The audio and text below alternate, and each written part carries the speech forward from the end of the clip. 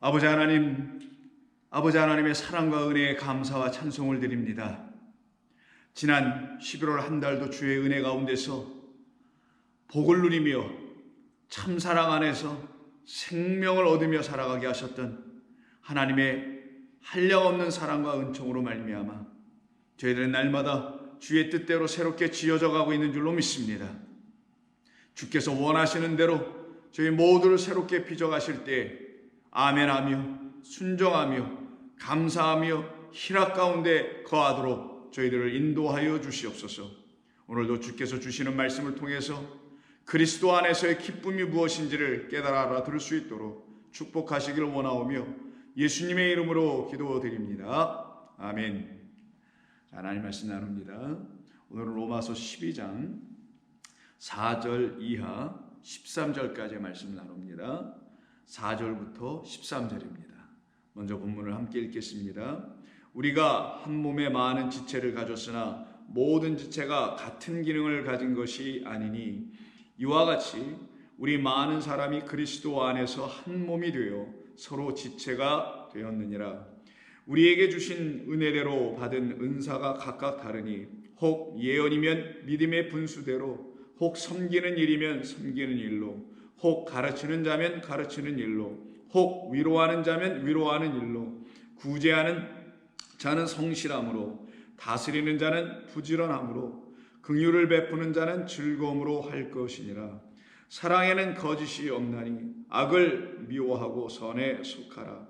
형제를 사랑하여 서로 우애하고 존경하기를 서로 먼저 하며 부지런하여 게으르지 말고 열심을 품고 주를 섬기라.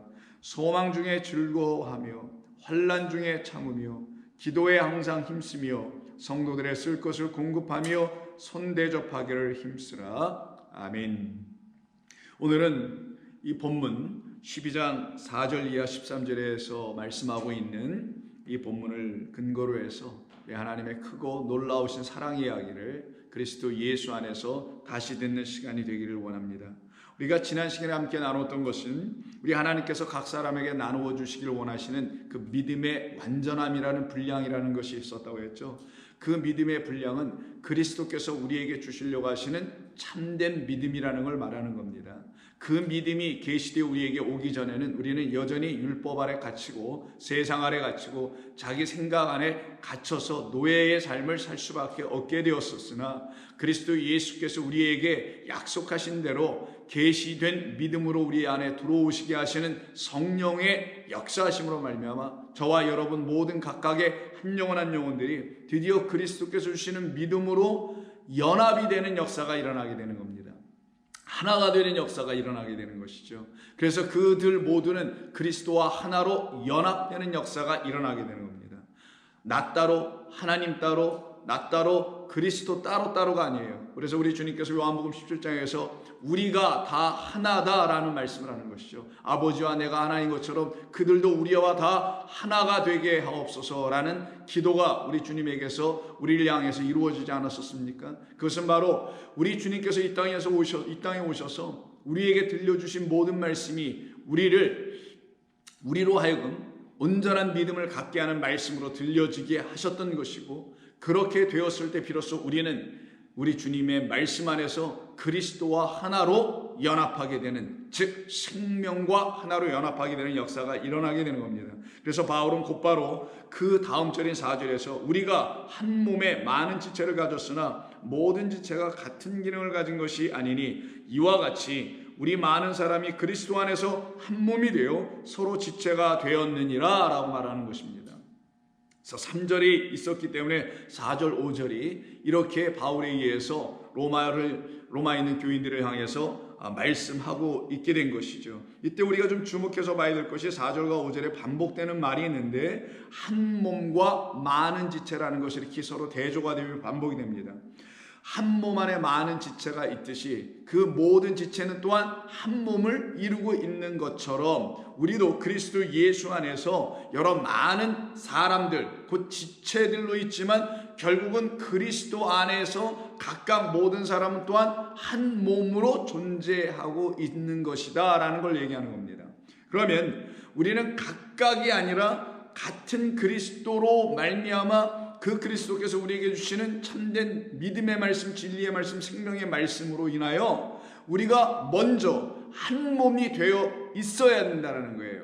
그 한 몸은 하나를 갖고 있는 몸을 말합니다. 그 하나는 그리스도를 말하고 생명을 말하고 진리를 말하고 영을 말하고 하나님의 영광의 말씀을 말하는 거예요. 그 하나를 갖고 있는 사람들을 그리스도와 한 몸 된 사람들이라고 하고, 그 한 몸을 갖다가 많은 지체들 각각의 성도들이라고 지금 이야기하는 것입니다. 그러면 우리 주님께서 이 땅에 오셔서 우리로 하여금 그리스도 당신과 하나로 연합하게 하시려고 하셨던 뜻이 뭐냐면, 이유가 무엇이냐면 우리 가운데 그 하나라는 말씀으로 우리를 연합하시려고 하셨던 것이고, 우리에게 있어야 될 그 하나인 바로 말씀이 우리에게 진리를 주니 진리로 우리를 연합하시려고 하셨던 뜻이 있었던 거고요. 그 진리는 또한 진리의 성령에 의해서만 들려지는 것이니, 갖게 되는 것이니, 성령으로 연합되게 하시는 하나님의 뜻이 그리스도 예수 안에서 이루어질 것이다라는 걸 약속해 놓으셨던 것이 성경의 이야기인데, 그것이 지금 이루어졌다라는 걸 얘기하는 겁니다. 그러면 저와 여러분들을 하나님께서 이렇게 육으로 개별적인 존재로 이렇게 지어놓으신 이유는, 이렇게 개별적으로 혼자 있으면 독처하는 것이라 해서, 혼자 사는 것이라 해서 그건 하나님 보시기에 악하다, 보기에 좋지 않다 하시죠. 그래서 우리는 혼자 있으면 좋지 않은 거예요. 어떤 의미에서 혼자냐? 인생은 혼자다 하면 인생은 외로운 것이다, 이런 의미에서 혼자가 아니라, 하나님, 나를 지으신 하나님을 모르고 그 하나님과는 내가 무슨 관계가, 아무런 관계도 없고 별개의 것으로 이렇게 나눠져 있는 이 분리의 상태가 있는 걸 독초라고 하는 것이며, 그걸 보기에 좋지 않다고 하는 거예요. 그래서 하나님께서 우리에게 이렇게 몸을 각각 개별적으로 지어주신 것은 이 몸을 통하여, 이 육신이라는 몸을 통하여 이 육신의 몸에 찾아오실 당신, 곧 하나님, 곧 그리스도께서 우리에게 찾아오셔서 한 몸이 되어 주셔야만이, 그때 우리는 독초가 끝나고, 그래서 악함이 끝나고 보기 좋지 않음이, 선함이 없는 모든 삶이 끝이 나게 되고, 이제는 그리스도 예수 곧 하나님과 하나가 되는 이 연합의 역사가 이루어지도록 하시려고 각각을 이렇게 몸으로 인디펜던트하게, 독립적으로, 개별적으로 지어놓으신 거예요. 그래서 저도 이런 몸을 갖고 있고 여러분이 여러분의 몸이 있는 겁니다. 저도 이런 육체를 갖고 있고 여러분이 여러분의 육체가 있는 거예요. 그 육체를 갖고 있는 한 존재를 갖다가 사람들은 인간이다 혹은 사람이다 뭐 이렇게 표현하죠. 근데 그 인간이다, 사람이다 하는 이런 존재를 갖다가 완전한 존재라고 하지 않는 겁니다. 하나님께서 우리를 이렇게 지어놓으신 것은 육으로 한번 지어놓으신 것을 말하고 땅에서 한번 난 것을 말하며, 이것 자체는 하나님께서 당신이라는 영을 우리에게 부어주시기 전까지는 완전한 것이 아니라 여전히 반쪽으로만 존재하고 있는, 그 우리에게 또 다른 반쪽이 들어오지 않은 상태의 육으로만 있는 것을 말하는 거예요. 그러니 이 육이 나에게 또다시 찾아와야 될 또 다른 반쪽인 말 그대로 영이 들어오기 전까지는 나는 이 한 인간으로서, 육체를 갖고 있는 한 몸을 갖고 있는 인간으로서는 온전한 게 아닙니다. 제 아무리 무엇을 해도 온전한 게 아닌 거예요. 어떠한 모습으로 어떤 삶을 산다 할지라도, 이 세상에서 어떤 좋은 일, 많은 일, 어떤 것을 아무리 한다 할지라도 하나님 보시기엔 아무것도 아니게 되는 거예요. 바로 그래서 하나님께서 우리에게 창세기서부터 약속해 놓으신 것이, 남자와 여자로 지으셔서는 그 남자와 여자로 지어놓으신 뜻이 무엇인지를, 즉 사람이 되게 하시는 뜻이 무엇인지를, 사람이라는 건 하나님의 영을 정말 가지고 그 영으로 호흡하는 존재가 되게 하시는 그 사람 되게 하심이에요. 그것을 이루시기 위해서 남자와 여자를 지으시고 둘이 한 몸이 되도록 하시겠다라는 거예요. 그러니까 보이는 남자와 여자는 인간을 통하여 하나님께서 둘이 한 몸이 된다는 영원한 한 몸, 하나님과 우리라는 존재가 한 몸이 된다는 그것을 가르쳐 주시기 위한 교육보제로 남자와 여자를 지으셔서는 그 남자와 여자가 둘이 한 몸이 되면은 하나가 될지라 라는 말씀을 미리 해놓으신 거예요. 근데 사람이 여러분 생각해 보자고요. 세상에서 우리가 살아갈 때 남자와 여자가 결혼해서 한 몸을 이룬다는 그 한 몸은 육신의 한 몸이죠. 그는 완전한 한 몸이 아니잖아요. 같이 사는 한 몸, 이런 사랑하는 한 몸, 이런 것을 의미하는 것이지 성경이 지금 말하는 그런 의미는 아닌 거란 말이에요. 그 의미는 무엇이냐? 우리를 영원한 당신과 같은 존재로 만들어 버리시겠다라는 약속이었던 거예요. 그거는 인간의 삶의 남녀의 연합에서 일어나는 게 아니잖아요. 일어날 수도 없고 가능하지도 않은 것이죠. 그러나 하나님께서 그런 남자와 여자를 주시고 둘이 한 몸이 될지라 라고 하시는 그런 말씀을 우리에게 미리 주셨던 것은 당신이라는 남자와 우리라는 여자가 둘이 한 몸이 되면 당신과 같은 영원한 존재로 우리를 삼아내시려고 하신다라는 약속과 언약을 담아 놓으신 거란 말이에요. 그런데 이것을 알지 못하면은 사람들이 부활도 믿지 못하게 되고요. 부활을 뭘로만 믿게 되면 정말 죽었다가 살아나는 그런 부활로만 믿게 된단 말이에요. 근데 부활의 의미는 뭐예요? 나는 부활이요 생명이라 하시죠. 우리 예수님께서 왜 생명을 뒤에 붙였을까요? 부활을 얘기하면서 부활에 대한 오해를 지우시려고 했던 거예요. 부활은 죽었다가 다시 살아나서 무슨 소생에서 살아나서 영원토록 죽지 않고 사는 이런 차원으로 생각한단 말이에요, 사람들이. 그런데 그런 게 부활이 아니라 부활이라는 것은 생명을 다시 가짐이야라는 걸 가르치기 위해서 나는 부활이요, 나라는 부활을 나로 인해서 일어나는 부활은 내가 너에게 주는 생명을 통해서만 일어나는 거야 라는 걸 알려주시려고 나는 부활이요 또한 생명이라고 하신 거죠.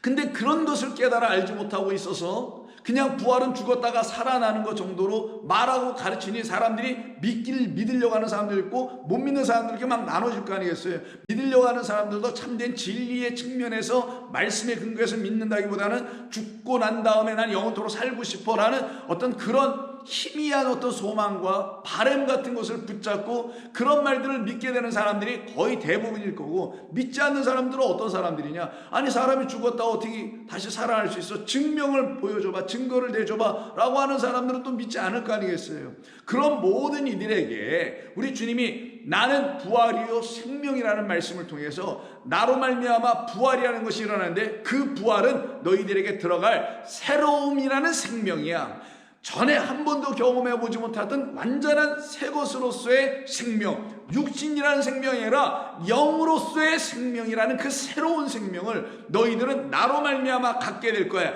그것이 바로 부활이요, 그것이 진짜 참 생명을 갖는 것이요, 그들이 바로 영원한 생명, 영생을 누리며 사는 것이다. 이것이 아버지 하나님의 약속이었으며 이 약속을 믿는 모든 사람들은 믿는 것과 아는 것이 하나가 되니 그 믿음은 나로 말미암아 가르쳐진 그 말씀을 통하여 알게 됐을 때만 그런 믿음을 갖게 되고, 그 믿음으로 알게 되니 아는 것이 그들에게는 생명이 된다는 걸 가르치신 거예요.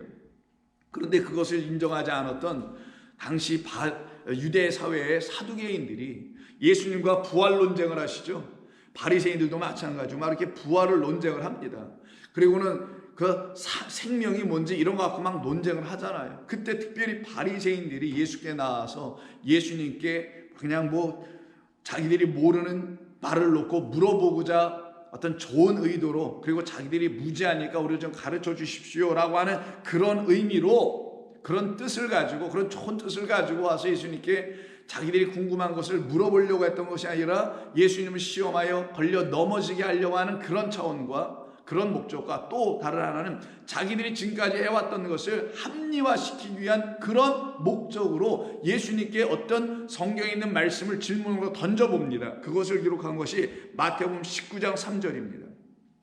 바리새인들이 예수께 나와 그를 시험하여 이르되 사람이 어떤 이유가 있으면 그 아내를 버리는 것이 옳으니까.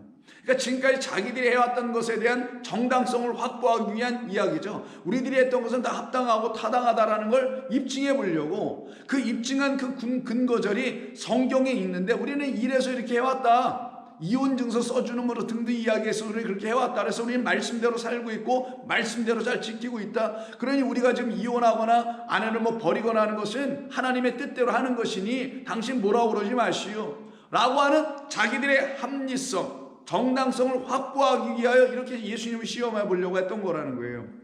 그런 그들에게 예수님께서 대답하여 이르시기를 사람을 지으시니가 본래 그들을 남자와 여자로 지으셨다.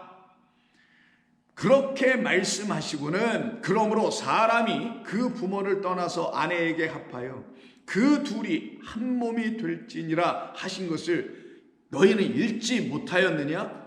예수님께서 비아냥하시는 표현이기도 하죠. 조롱하시는 표현이기도 하죠. 그러나 사실은 읽지 못하였냐는 말은 단순히 조롱 비아냥이 아니에요. 예수님은 그들과 수준이 다릅니다. 그들은 예수님을 시험하여 찾아왔지만 예수님은 그들을 고쳐 온전케 하시기 위해서 이런 말씀을 주신 거예요. 그래서 여기서 읽지 못하였느냐라는 것은 그들이 정말 읽지 못하였기 때문에 이렇게 말씀하신 건 아니잖아요. 수천 번 수백 번 읽어봤겠죠. 무엇으로? 그 인간의 생각들로 그냥 읽어만 보고 말았겠죠. 그거를 진짜 읽지는 못했다라는 거예요. 그래서 읽다라는 뜻이 아나 기노스코예요. 알아야 된다라는 거예요. 기노스코, 알다, 깨닫다라는 의미죠. 근데 어떻게 아나, 위의 것으로 깨달아 알아. 너희들이 읽었느냐? 너희들은 위에 계신 하나님, 성령, 하나님의 영, 하나님의 신으로 감동돼요. 너희들의 마음을, 인간 생각을 갖는 그런 마음으로 마음들로 읽는 것이 아니라 하나님의 영으로 감동돼요. 너희란 존재는 없어져 버리고 하나님이 너희 안에 주인 되셔서 너희를 가르치시는 그런 말씀으로 위의 것으로, 위에 계신 하나님이 가르치심으로 너희가 이것을 기노스코 알게 되었느냐? 이렇게 물어보신 거예요. 사실은요. 그럼 그들은 뭐라고 대답하겠어요? 해야 되겠습니까? 저와 여러분들은 그럼 뭐라고 대답하겠어요? 이 바리새인 입장이라면 그렇게 못했습니다. 그냥 저는 이 아래 것으로 이 세상의 한 사람으로서만 그냥 읽고 말았습니다. 그래서 저희들은 여전히 그냥 이혼하고 뭐 이렇게 여자를 버리고 우리 맘대로만 해왔습니다.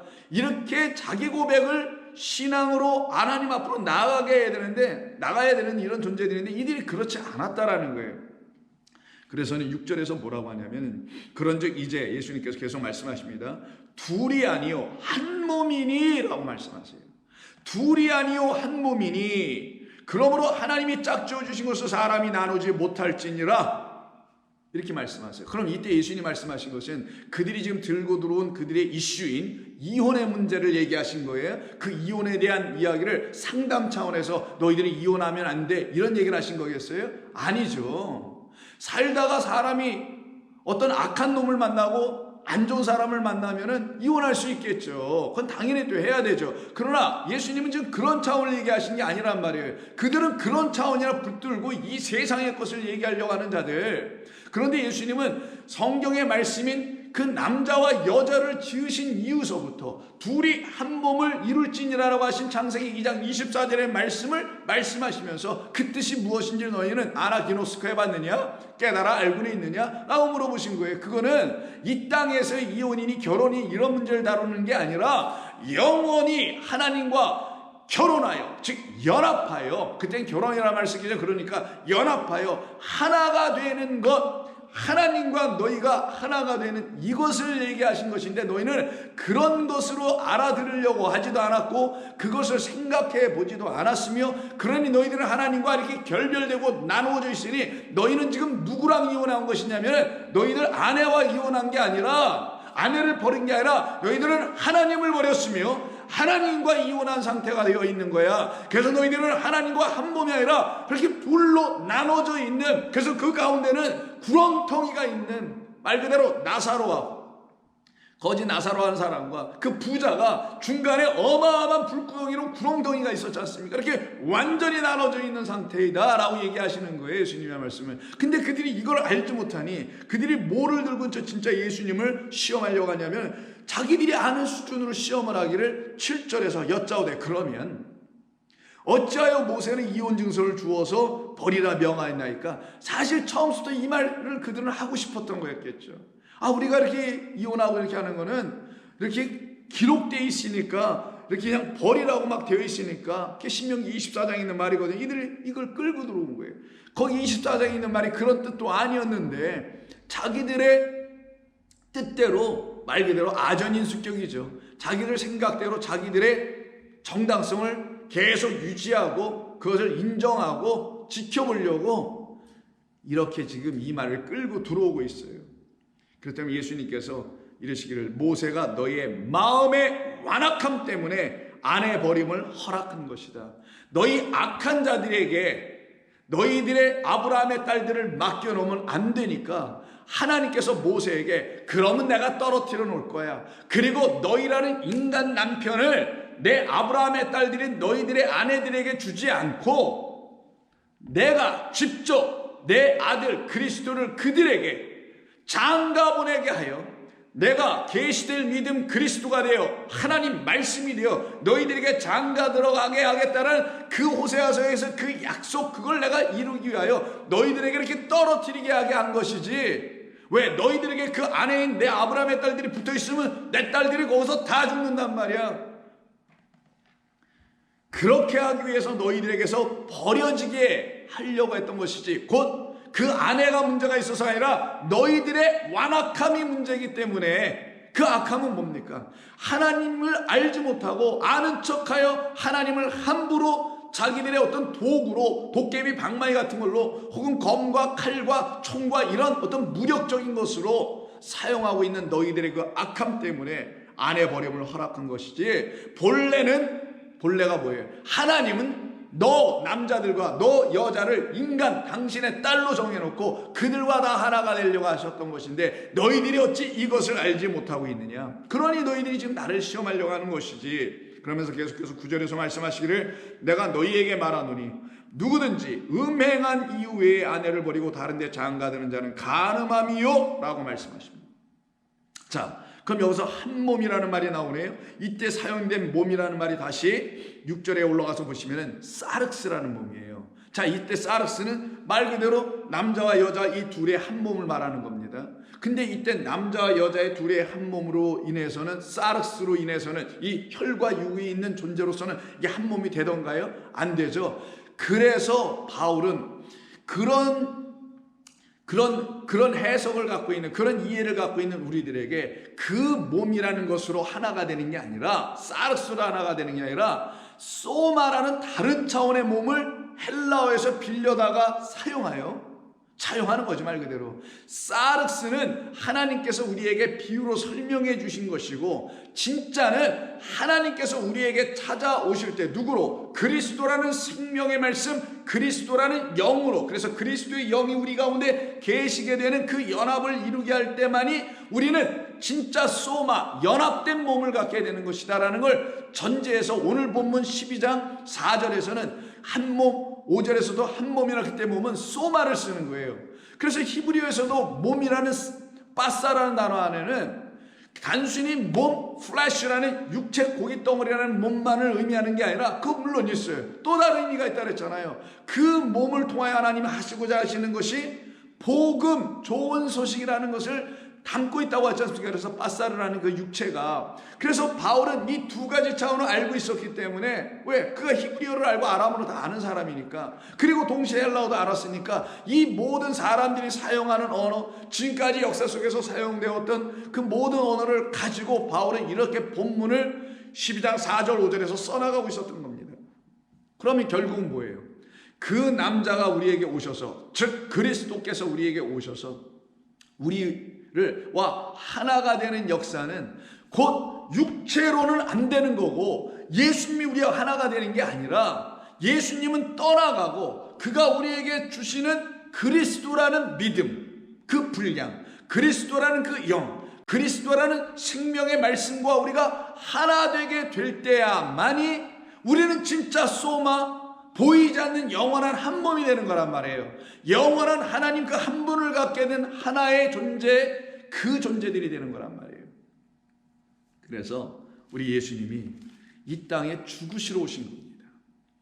그 육체로 연합하는 게 아니라 그 육체는 끝이 나야 되고, 육체 끝나야 거기서 복음이 나오는 것처럼 빠사르가 끝나야 또 다른 빠사르가 나오고, 사르스는 육체 끝나야 소마라는 하나님의 영을 담을 수 있는 존재들로 다시 나는 것과 같은 이치로 우리 주님께서 이 땅에 오셔서 당신의 몸을 주시려고 하셨던 궁극적인 이유를 어디서 말씀해 주시냐? 유월절에서 말씀해 주시는 거예요. 유월절 그 식사 자리에서 떡을 드시고 뭐라 합니까? 이 떡은 내 몸이요 라고 말씀하시잖아요. 그때 내 몸이라고 할 때는 그건 사르스가 아니란 말이에요. 그 떡은 뭐예요? 하늘에서 내려온 떡, 생명의 떡 당신이에요.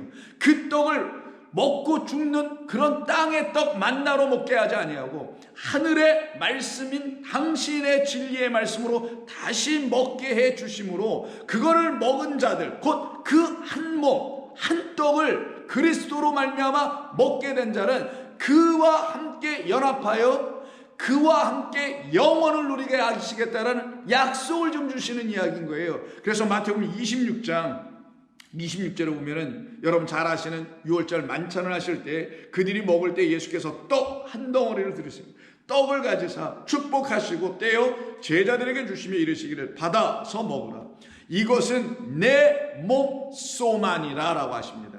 이때 몸은 말씀드린 대로 당신의 육체가 아니에요.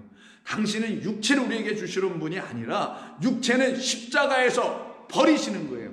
어디에다가? 우리의 죄악 가운데다 던져주시는 거예요. 그리고는 우리 죄들이 이 육들이 그 육체인 예수와 함께 십자가에 같이 못 박히는 이 영원한 하나님의 세례 할례를 받는 겁니다.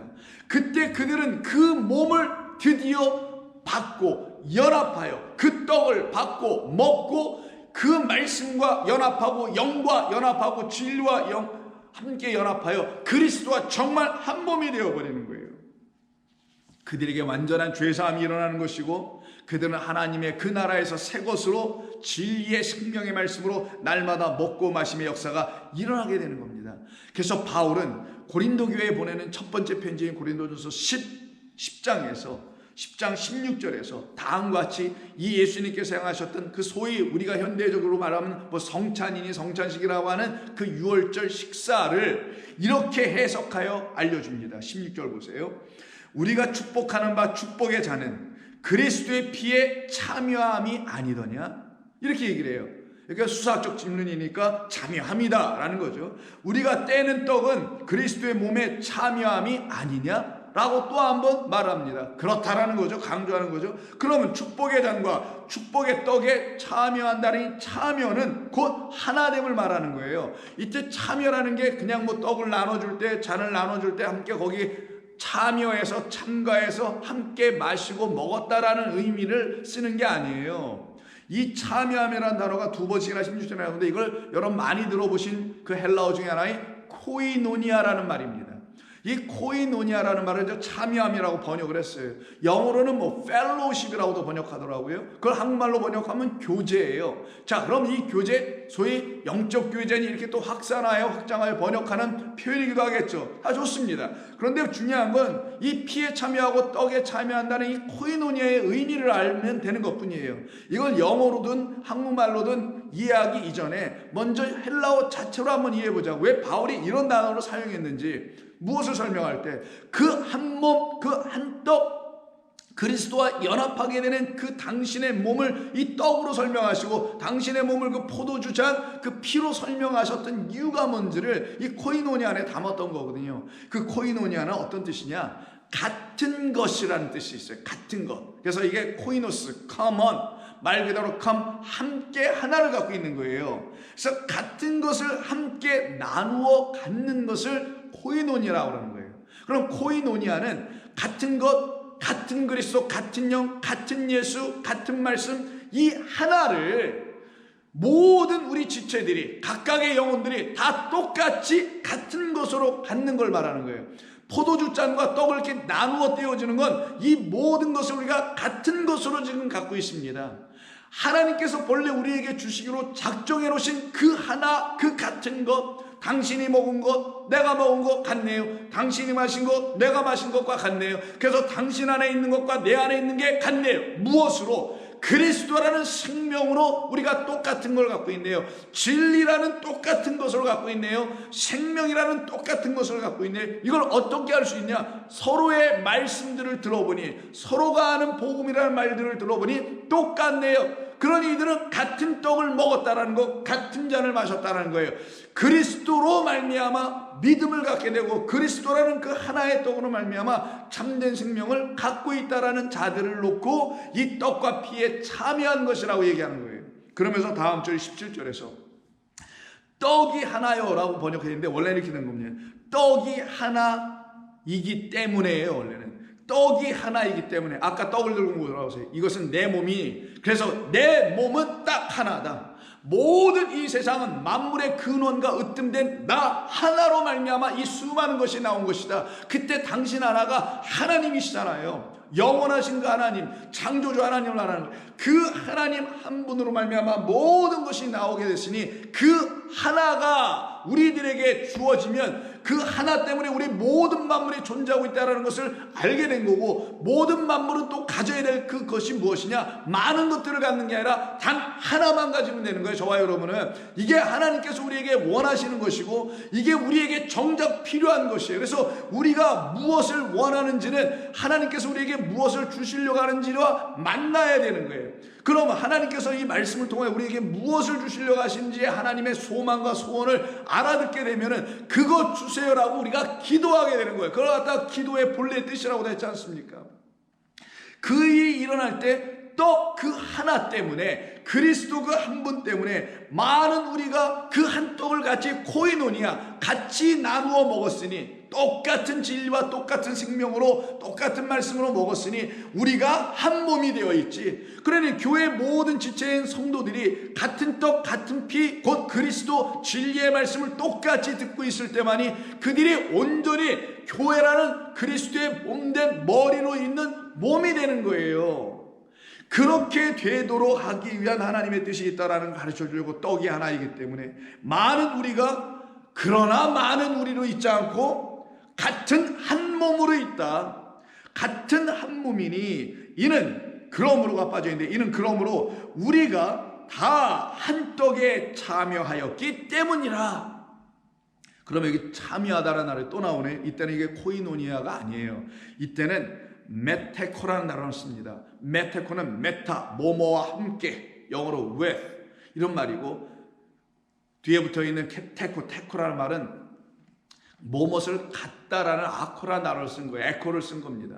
그러면 에코, 영어로 have에 뭘 갖는 거예요. 그러면 함께 가졌다라는 거예요. 얼마나 더 쉽습니까? 오히려 참여하는 게 아니라 한 떡을 같이 다 공유하고 갖고 있다. 모든 성도들이, 이 종교에 있는 모든 성도들이 한 떡, 한 말씀, 하나의 진리, 하나의 영을 모두 갖고 있을 때 그 교회를 온전한 그리스도의 몸된 교회요, 살아계신 하나님의 말씀의 터와 기둥이 세워져 있는 교회라고 하는 거예요. 이들은 모든 지체들이 각각 하나가 되어서 누구와 그리스도가 한 몸 하나가 되어 있기 때문에 모두가 어떤 말을 사용해도 어떤 말을 해도 어떤 것을 가지고 일을 해도 다 하나로 연결되고 다 하나로 묶여지게 되고 온전한 것을 이루어갈 수 있는 사람들이 되게 되는 것입니다. 이 일이 일어나야만이 우리 가운데 생명이 들어오는 거예요. 그래서 예수님의 죽으심이, 십자가 지신다라는 것이 무엇인지를 가르치시려고 6월절에서 마지막 식사를 같이 제자들로 하셨던 거잖아요. 곧 내가 다음날 십자가에 못 박혀 죽을 것을 놓고 그 죽음이 뭔지 가르치신 것이 떡과 포도주라는 잔을 통해 설명하신 것이죠. 그러니 이 모든 일은 그와 하나로 한 몸 되게 하시는 뜻이 있었던 거예요. 근데 이게 한 몸이 안 되면 분리로 나눠져 있으면 독초하는 것이니, 독초한다는 건 생명의 은혜의 말씀이 내게 아직 들어와 있지 않은 것이요, 그리스도가 내 안에 아직 영접되지 않은 것이니 그걸 악하다고 하고 여전히 죄와 사망의 법에 눌려있는 것이라고 하는 거예요. 그런데 그런 우리에게 하나님께서 은혜를 주셔서 그 죄와 사망을 끝을 내고 주 예수 그리스도 안에 있는 영원한 진짜 생명을 우리에게 주시게 되는 겁니다. 그것을 기록한 데가 같은 로마서인 6장에 있어요. 자, 6장 1절. 그런즉 우리가 무슨 말을 하리요? 은혜를 더하게 하려고 죄에 거하겠느냐? 그럴 수 없다. 그럴 수 없느니라. 죄에 대하여 죽은 우리가 어찌 그 가운데 살리요? 어떻게 죄에 대해 죽었을까요? 죄는 우리가 계속 우리의 삶에 흩어져 있고 내 몸에 다닥다닥 붙어있는데 죄에 대해서 우리가 완전히 죽었다는 말이 뭐예요? 그 죄에 대해서 죽었다라는 거예요. 예수 그리스도를 믿지 못하는, 그가 하나님의 아들로 오셨다라는 하나님이라는 사실을, 그가 우리에게 생명과 진리를 주기 위해서 하나님과 연합하여 우리를 영원한 생명의 그 나라에 거하게 하려고 하는 그분으로 오셨다는 사실을 모르면 율법을 행위로만 지키고 많은 그런 죄에 빠져 있는 것. 근데 그 죄에 대해서 완전히 그리스도께서 당신의 몸을 내어주셔서 그 몸, 생명의 떡을, 진리의 말씀을 우리의 입에 넣어주심으로 우리로 하여금 속에서 쓰고 입에서 달게 하는 이 죽음과 죽음과 생명의 과정을 경험케 하심으로 죄에 대하여는 완전히 죽고 끝내게 하시는 거라서 그럴 수 없느니라. 죄에 대하여 죽었던 우리가 어찌 그 가운데서 다시 더 살리요 무릇 그리스도 예수와 합하여 연합하여 안으로 들어가는 거. 이때 합한다는 단어가 동사가 아니에요. 그냥 전치사 에이스라는 헬라어로 씁니다. 그럼 뭐뭐 안으로 into라는 뜻이에요. 그러니까 into는 뚫고 들어가는 거예요. 뚫고 들어간다는 건 그 떡 진리의 말씀 안으로 우리의 영혼에 뚫고 들어가는 거예요. 그 안에서 생명의 보화를 발견하는 거죠. 그래서 그걸 연합이라고 하는 거예요. 그래서 이 합한다고 이렇게 의역으로 번역했습니다. 괜찮습니다. 무릇 그리스도 예수와 합하여 그 안으로 penetrate 뚫고 들어가서 세례를 받은, 세례는 죽음, 할례예요. 받은 우리는 그의 죽으심과 합하여 세례를 받은 줄을 알지 못하느냐? 그러므로 우리가 그의 죽으심과 함께 합하여 세례를 받음으로 말미암아 그와 함께 장사 완전히 죽었다라는 거예요. 이는 아버지의 영광으로 말미암아 그리스도를 죽은 자 가운데서 살리심과 같이 또 우리로 또한 새 생명 가운데서 행하게 하려 함이기 때문이었다. 이게 그 남자가 여자를 만나러 와서 연합하는 일이었다. 그 남자 그리스도께서 우리에게 찾아오셔서 연합하기 위해서 당신을 한 떡으로 내어주시는 십자가에서 죽음, 사랑을 통하여 하나님의 영원하신 사랑을 그 말하고 있는 율법을 십자가에서 다 이뤄낸 것이다. 그래서 사랑은 율법의 완성이에요. 율법은 사랑으로 말미암아 완전하게 해지는 것이다. 그때 그 사랑은 사람들의 사랑이 아니라 십자가에서 나타난 그 사랑, 당신의 한 몸과 한 피를 우리에게 내주시는 그 사랑, 그 피와 그 몸은 우리를 하나님과 연합하게 하는, 한 몸 되게 하는, 하나를 갖게 하는 진리, 그 하나님만이면 나는 돼요, 나는 만족해요 라고 하는 그 고백들이 다 쏟아져 나오고 터져 나오고 그것이 찬송이 되고 감사가 되고 기쁨이 되고 희열이 되고 세상 사는 맛이 되고 이런 존재들로 삼아 내시는 그 연합이에요. 그런 찾아오심이에요. 우리 주님은 그때 연합한 자가 되었다면 또한 그의 부활은 뭐라 그랬어요? 생명이라 그랬죠. 부활과 같은 모양으로 연합한 자가 되리라. 이게 그 다음 15절에서 이루어지는 거예요. 그때 우리가 14절 끝부분에 우리도 또한 새 생명 가운데서 행하게 함이라 라는 말을 하죠. 이때 새 생명 가운데서 행하게 한다는데 이건 형용사처럼 새 생명 이렇게 번역했어요. 새로운 생명 아니고요. 생명의 새로움이 앞에도 명사 뒤에도 명사예요. 생명의 새로움이다. 이걸 카이노테스라고 합니다.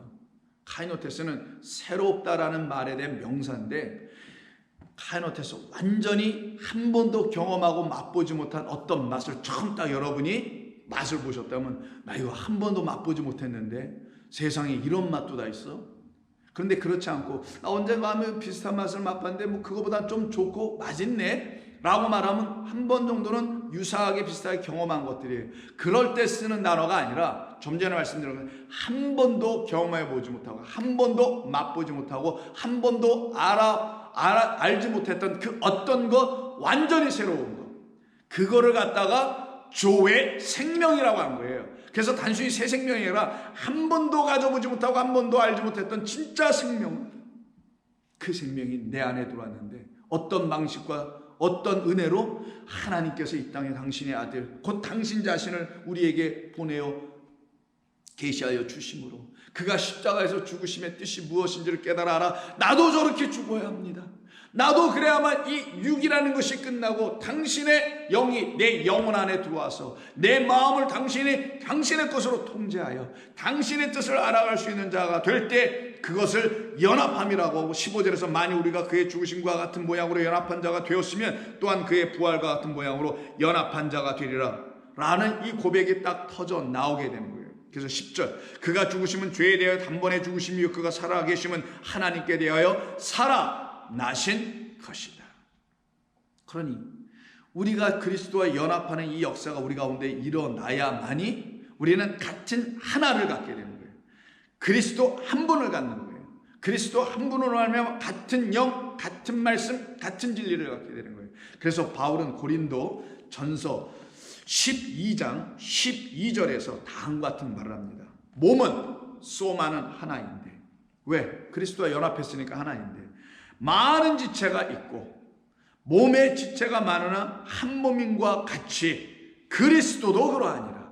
그리스도 예수님을 설명해 주는 거죠. 이 몸으로 우리가 유대인이나 헬라인이나 종이나 자유인이나 다 하나의 성령으로 세례를 받아 한 몸이 되었고 또한 또 다 한 성령을 마시겠다. 그러면 이게 하나하나라는 헬라어 헤이스라는 단어를 계속 반복돼서 쓰는데 그게 하나예요. 그 하나가 뭐냐? 첫 번째 성령으로, 두 번째는 몸으로, 세 번째는 또다시 성령. 그러면 결국은 한 몸이라는 것은 성령으로 말미암아 이루어진 것인데, 그때 그 성령도 다른 성령 안 된다. 그 하나의 성령이다. 그 하나의 성령은 한 몸인 그리스도로부터 나온 것이다. 그리스도의 말씀이 우리에게 영이요 생명을 주는 말씀이 되어 들려올 때만이 우리는 그와 함께 세례를 받게 된다. 그래서 세례가 툭 튀어나오는 거야. 갑자기 육으로 물 세례 받는 게 아니라 성령으로 진짜 세례 받아야 십자가의 주님과 함께 못 박혀 죽는 역사가 일어나는 것이지, 그런 것이 아닌 그냥 물 세례를 해주고 그리스도인 만들고 뭐 교족부에다가 등록교회를 올리고 하는 것은 아무런 의미가 없어요. 그건 남녀가 둘이 한 몸이 안 된단 말이에요. 그거는 약속하신 그 그리스도가 우리와 한 몸이 안 된단 말이에요. 그럼 분리야. 여전히 나누어짐이에요. 모든 것이 다 지각히 그냥 나누어짐이지. 그럼 정신없는 거예요.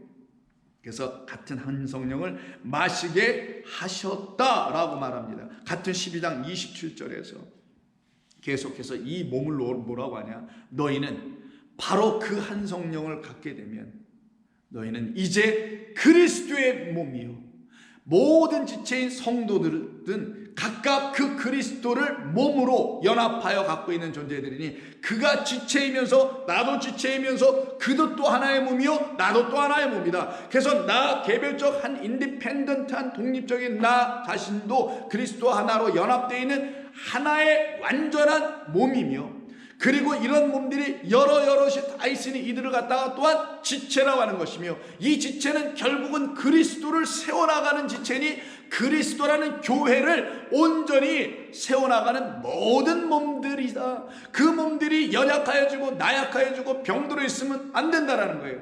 영적으로 강건하여지고 생명의 말씀을 날마다 취하는 그런 모든 지체들, 개별적 독립적 성도인 그리스도와 하나로 연합된 한 몸들이 되어 있어야 그들이 진짜 교회라는 거예요.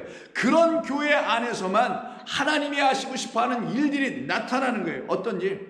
하나님의 나라의 복음을 정말 이 세상에 전하는 일. 그래서 하나님의 교회 중에 몇몇을 세웠으니, 첫째는 교사요, 둘째는 선지자요, 셋째는 교사요, 사도요, 교사요, 능력을 행하는 자 등등등등 쭉 나가는 거예요.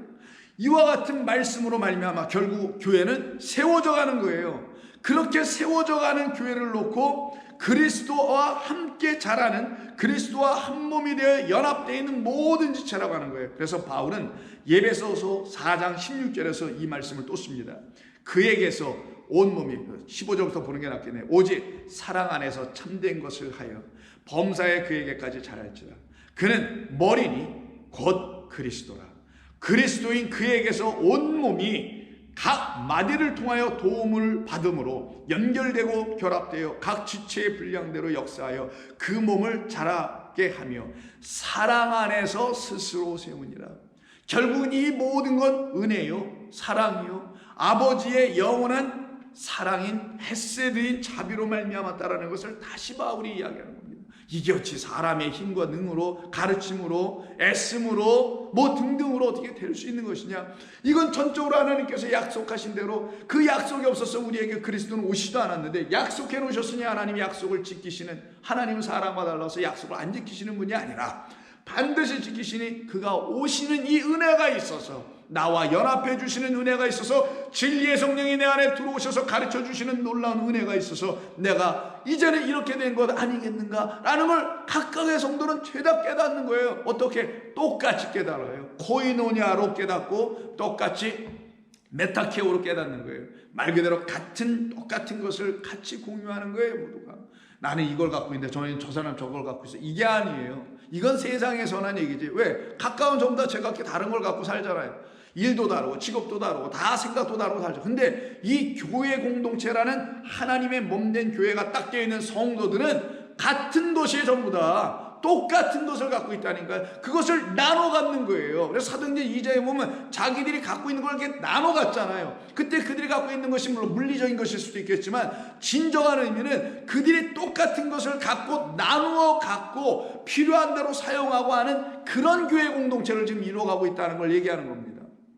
그래서 오늘 본문 12장 4절 이하 5절을 지나가면 우리에게 주신 은혜대로 받은 은사가 각각 다르니 예언이면 예언, 믿음의 분수대로 하고 섬기는 일이면 섬기는 일로, 가르치는 일, 위로하는 일, 다스리는 일, 궁유를 베푸는 일, 사랑하는 일, 이 모든 것은 다 같은 한 성령으로 말미암아 이루어진 것이니 12장 9절에서 사랑에는 거짓이 없나니 악을 미워하고 선에 속하라, 형제를 사랑하여 서로 우애하고 존경하기를 서로 먼저 하라.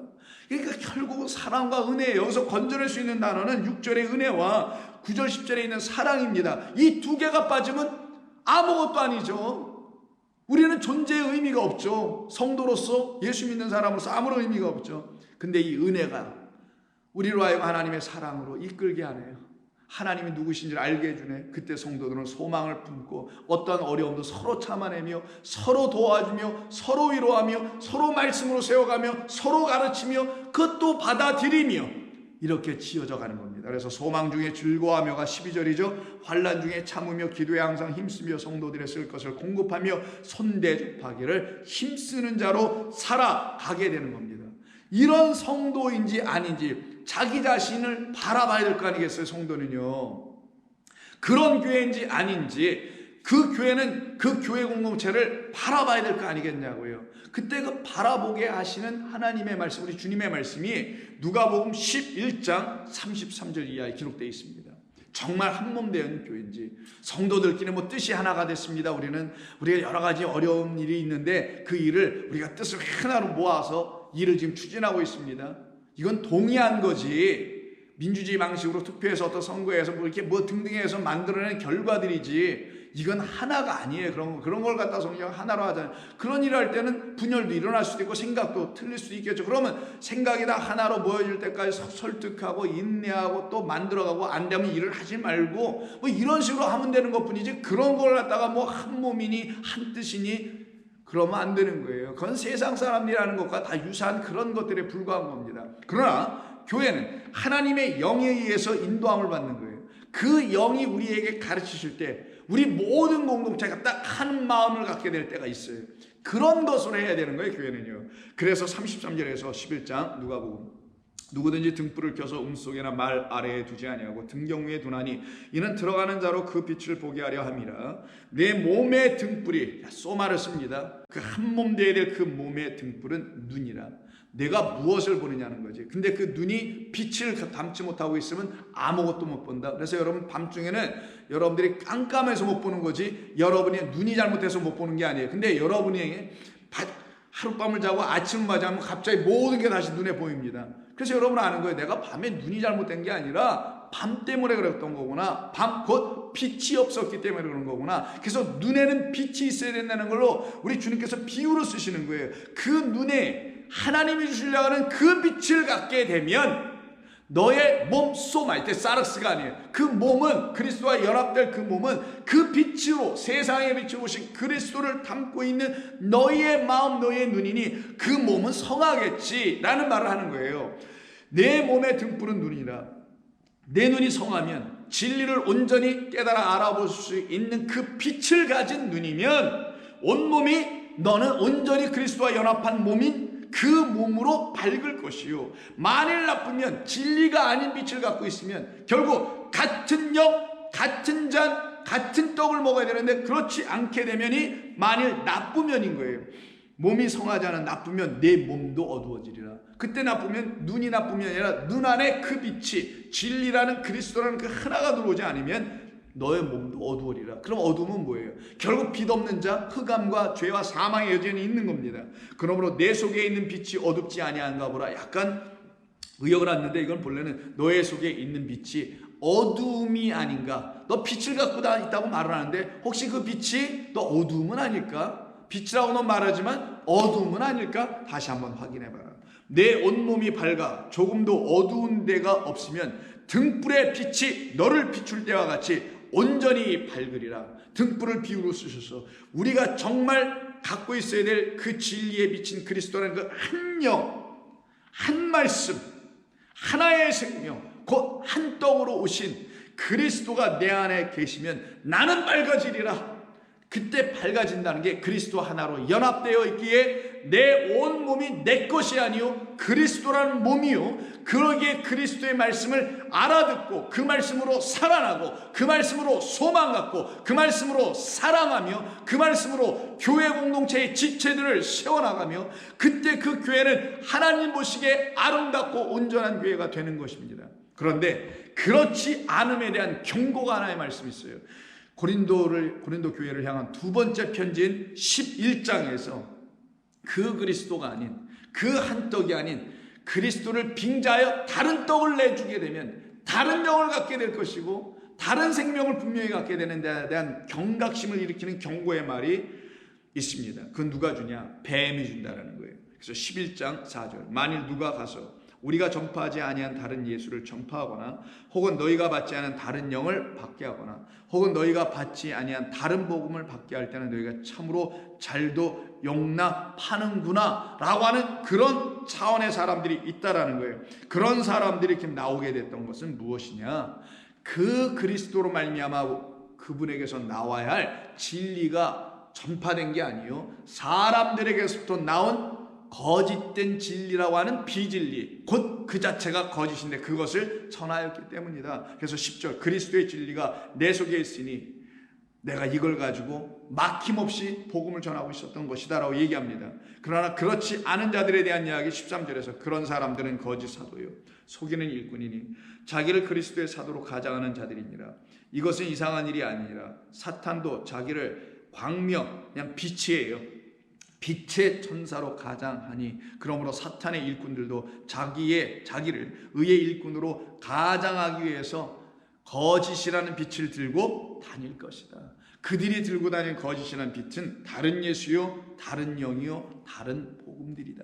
그것으로 세워지면 그런 교회 만들어지고 그런 공동체 세워져서 열심을 다하여 그런 교회를 세워나가겠지만, 그리스도의 영으로 말미암아 세워진 그런 몸된 교회들은 그런 걸 추구하지 아니하고 오직 주님과 하나로 연합됨의 그 기쁨과 즐거움, 살아남, 내 안에 있는 참된 기쁨과 희락, 이것을 누리며 살아가기에 그들을 이길 자가 이 땅에 있지 않게 되며 그 교회의 권세가 이 세상에서 하나님의 나라를 들추어내는 그 능력과 그 권세를 이루어낼 수 있는 교회가 되는 것입니다.